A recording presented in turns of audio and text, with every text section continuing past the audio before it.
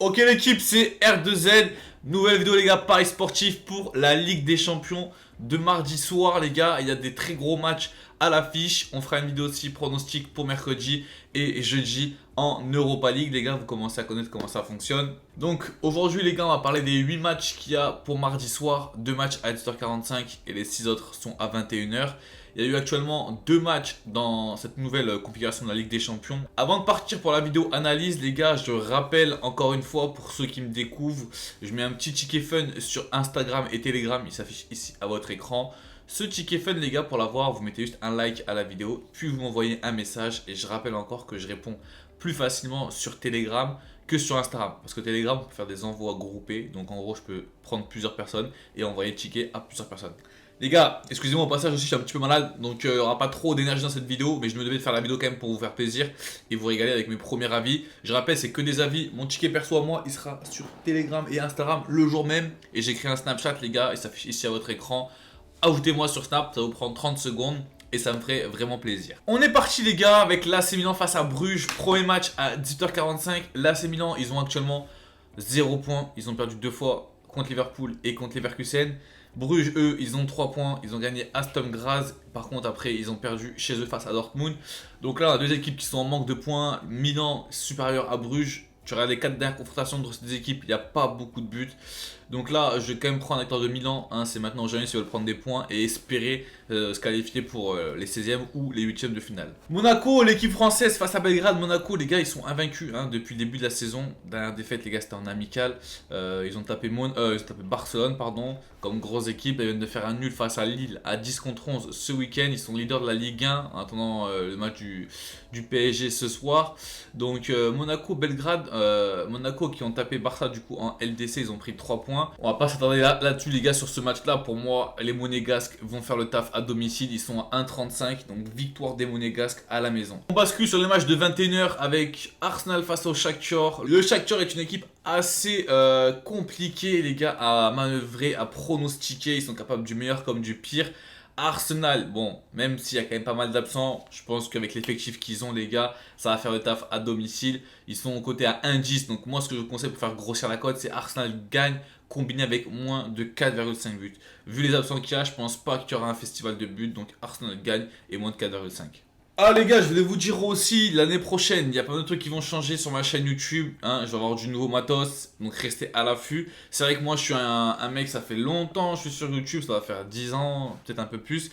Et je sais qu'il y aura toujours mieux, tu vois, j'ai pas de monteur, peut-être que l'année prochaine du coup je vais en prendre un. Je vais payer quelqu'un pour faire la miniature, ça va changer à partir du 1er janvier 2024 les gars. Voilà, je voulais juste vous dire en tout cas merci à tous ceux qui mettent un like à la vidéo et qui me suivent depuis tant d'années, ça fait vraiment plaisir. Comme je vous dis, je suis pas le mec le plus démonstratif et surtout je suis pas celui qui fait les meilleures vidéos, les meilleurs montages, les meilleures miniatures, mais pourtant, voilà, j'ai quand même une communauté qui est très fidèle. Alors certes, je fais pas des millions de vues, mais j'ai une communauté fidèle qui me suit la plupart depuis 3, 4, 5 ans. On enchaîne avec Villa, les gars, face à Bologne. Villa, qui est une des équipes avec le nombre de points maximum, c'est-à-dire 6 points.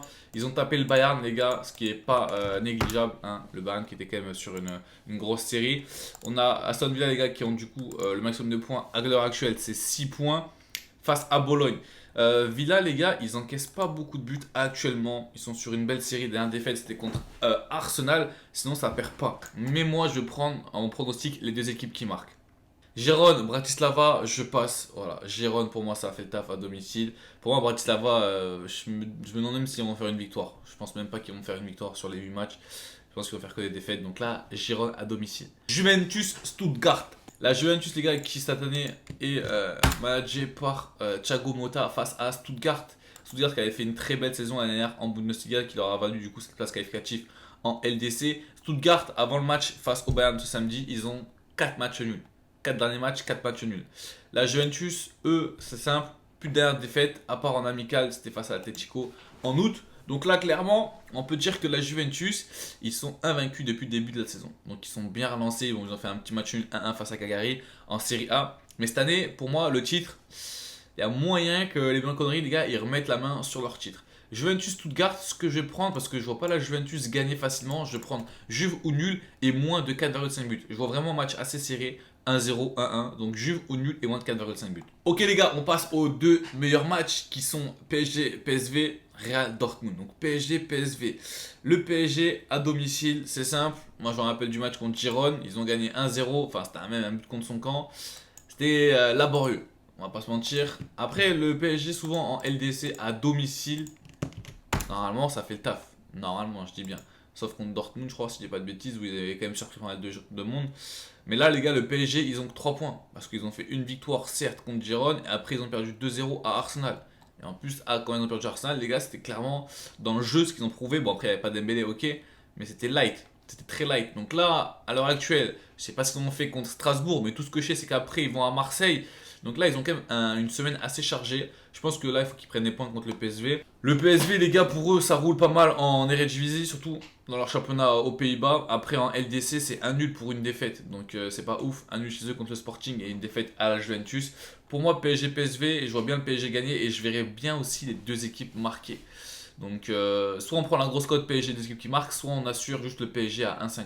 Le Real face à Dortmund, qui est tout simplement la revanche de la dernière finale, les gars.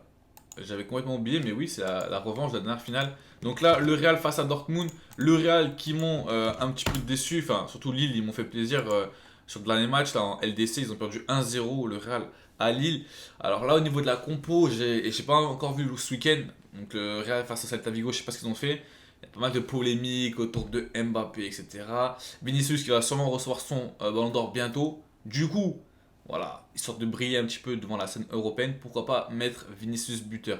En tout cas, entre Real Dortmund, sachant qu'il n'y aura pas Carvajal, on ne sait pas Mbappé, comment ça va se passer, etc. Moi, je pense que Dortmund, ils peuvent aller marquer au Real de Madrid.